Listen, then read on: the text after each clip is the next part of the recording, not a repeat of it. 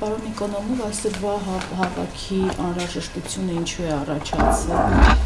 Ընդհանրապես այս վերջի շրջանում մենք բոլորս տեսնում ենք, թե ինչ է կատարվում, ասենք մեր հանրային դաշտում, եւ այդ ամեն ինչը, ինչ որ կատարվում է, դա տանում է դեպի մեր ժողովրդի պարակտմանը, հանրության պարակտմանը, եւ այդ բոլոր հարցերը ուղղակի կապված են հանրայինի հետ, քանի որ հանրայինը որպես դարել է արդեն քարոզի մեքենա կառավարիչների, այսօրվա կառավարիչների, եւ մենք նպատակ ենք դրել բարձրացնենք այս հարցը, որ հասկանանք ճանապարհային քարտեզը, թե ինչպես են կարողանալու հանրայինը վերադարձնենք հանրությանը, քանի որ օրենքը հենց դա է պահանջում։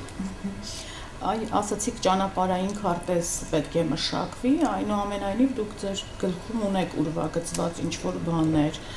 ոնց եք պատկերացնում, կոնկրետ դուք,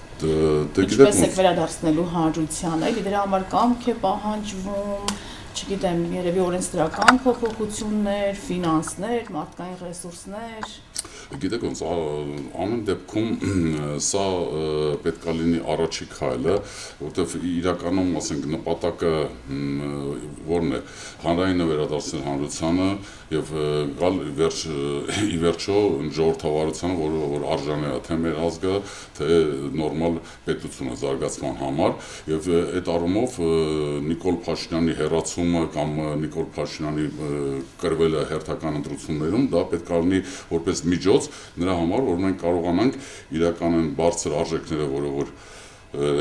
հենց արտացոլված են մեր սահմանադրության մեջ, կարողանանք իրականացնենք այդ մարդու իրավունքները, այդ սոցիալական պետությունը, ժողովրդավարությունը, որ իրական տեսք ստանան, սա այդ հերթական քայլերից է, եւ դրա համար ինչա պետք, իհարկե կամքը շատ կարեւոր է, եւ կամքի հետ միասին պետք է համախմբում իրականում կանա, որովհետեւ միայն համախմբված ժողովուրդը կարող է իր եսը ամեն մեկի սարքենք մենք, եւ այդ մենքով մենք կարողանանք ունենանք այն պետությունը, որը ինքը իր եսը կունենա։ Մեզ ամենակարևորը մեր պետության եսն է լինելու։ Ովքեր են լինելու այն փորձագետները, որ աշխատելու են կան, արդեն Գիտեք ոնց, մենք հրավիրել ենք մոտ երևի 25 հոգի մարդ, համակուսակցության ղեկավարներ են, կուսակցություններ են, քաղաքագետներ եւ պատասխանատու Հայաստանի քաղաքացիներ, ովքեր որ այդ հարցով հետաքրքրված են։ Ավարտեցիք վերջին շրջանի ամենաաղաղակող դրվագները, որոնք չեն լուսաբանվել կամ պատշաճ չեն լուսաբանվել ձեր տպավորությամբ հանրային։ Գիտեք, ընդհանրապես եթե կարդալ լրատվամիջոցների մասին օրենքը, ուղղակի հանրայինի մասին այնտեղ գրված է, որ ընդհանրապես օրեկան 3 րոպեից ավել չի ամեն մի թե նախագահային, թե վարչապետի, թե ազգային ժողովի օրակարգը պետք է, ասենք, ներկայացվի։ Մնացածը պետք է ներկայացվի բոլոր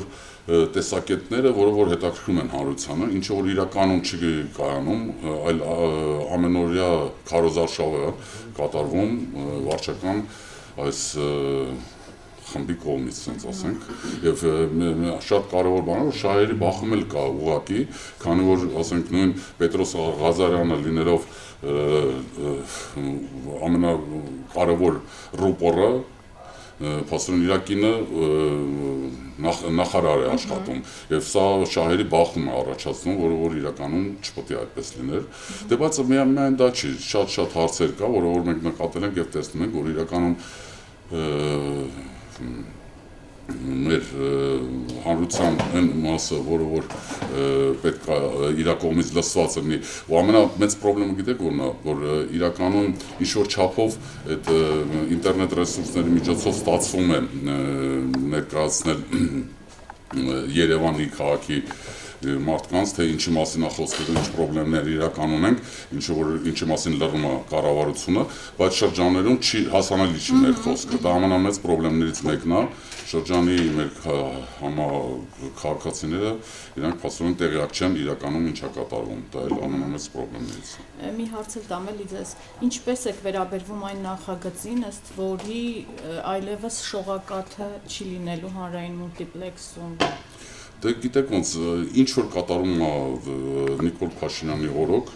փաստորեն ամեն ինչ կատարում է այն մի հատ նպատակ ունի իրականում։ Ես կարամ դա ասեմ այսօր դրությամբ իմ անունից դեռևս, քանի որ մենք դա քննարկել ենք քննարկությամբ, բայց իրականում ես դա եմ տեսնում միայն, որ այս ամեն ինչը դեպի հակաազգային է ամեն ինչ կատարում, ասենք մեր ազգի հիշողությունը, պատմությունը, եկեղեցին, ամեն ինչը ուզում եմ ուսումնասիրի այն առումով, որ ասենք մենք իրանք ուղղակի են, իրանք 7-րդ համագումարի ժամանակ ուղղակի ասել են, որ պետք է ազգայինը սարքենք ժողովրդային, փաստորեն մի մակարդակ ուզում են իջացնեն, այն բանը ինչ որ գաղափարախոսություն է իր այությամբ, ազգը, իսկ իրանք ուզում են սարքեն ժողովուրդ, դե երևի 8-րդ համագումարն է պատրաստվում են ցեղի արդեն վերածեն մեզ ընդհանրապես, այդ իրանց նպատակներն է։ Դա այդ քայլերից մեկն է ամեն դեպքում, այդ ամեն ինչը նույն բանի մեջ եմ մտնում։ Շղթայում։ Կա մի հարց, որի մասին կուզենայիք խոսել, բայց ես ձեզ չհարցրի, բայց կարևորում եք եւ կուզենաք շեշտադրել։ Ես կուզենայի ասել, որ այսօրվա հանդիպումը ոչ թե մեր նժար սահմանադրական շարժման անունից է կազմակերպվում, սա ուղղակի իմանից է, ինչի համար, որտեղ մենք ուզում ենք, որ բոլոր հետաքրքրված քաղաքական ուժերը, բոլոր ազնիվ քաղաքացիք, ովքեր որ ուզում են մասնակցեն, չլինեն հենց որ այս ուժն է հավաքում իր շուրջը ուզում հավաքի, ոչ։ Մեր հենց նպատակն է այն սկզբից եղել, երբ որ մենք նժար շարժումը հիմնադրել ենք, որ մենք ապակուսակցական ենք լինելու, մեր գլխավոր նպատակները դա համակարգային փոփոխություններն է, եւ դա վեր է տնտեսականից, որտեղ եթե մենք կարողանանք այդ համակարգային փոփոխությունները կատարենք, այդ դեպքում ամենալավ տնտեսական փոփոխությունները իրանց ճիշտ բանը կստանան, արդյունքը կտան, իսկ եթե դա չարվի, ամենալավ փոփոխությունն էլ հետո կարա էլի դեպի ետ վերադարձ կատարվի եւ դա ամենամեծ խնդիրն է։ Դրա համար մենք ասենք դա ուրիշ մոտեցումն է, սա մենք ուրիշ շրջանակներում ենք հավաքում, ենք մարդկանց հետ առանձին ենք հանդիպում, իսկ այսօրվա հանդիպումը սա իրականում ուղղակի մեր քաղաքական ուժերի, քաղաքագետների եւ ուրիշ ազնիվ հայ քաղաքացիների, ասենք տեսակետն ենք արտահայտելու այսօր եւ որոշելու ենք թե ինչ քայլեր ենք ձեռնարկելու այդ